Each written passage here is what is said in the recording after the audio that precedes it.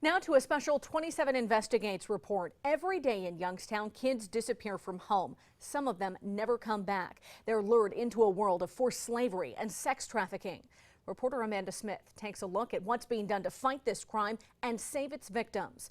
She's live in the studio tonight. Amanda?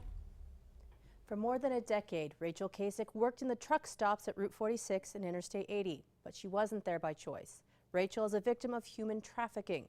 She agreed to meet with me and tell her story from a safe house in Cleveland.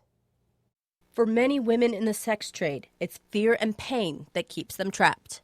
I would get beat if I got busted by the police because I didn't run fast enough.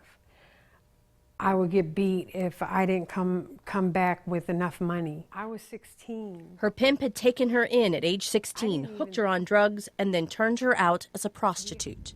For 14 years, she walked the streets to earn money for her pimp.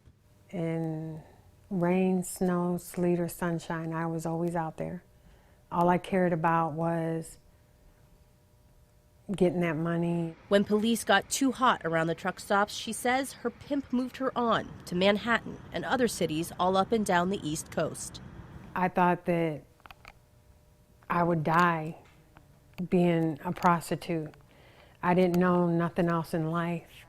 Rachel isn't the only woman who is trapped inside the truck stops. The state attorney general and the Ohio State Highway Patrol have started special programs to try to stop human trafficking, especially of young people. But more and more teens are lured in every day. We have runaways every day. A lot of them run away overnight and they come back.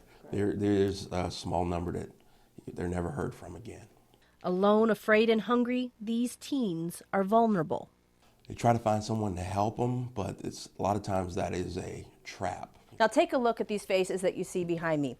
Every one of these children is a child missing in Ohio right now. Now the state attorney general says 1,000 of these kids are going to end up in the hands of human traffickers. I want to show you something. You see these kids right here? They're children who have gone missing in Youngstown in just the last 6 months.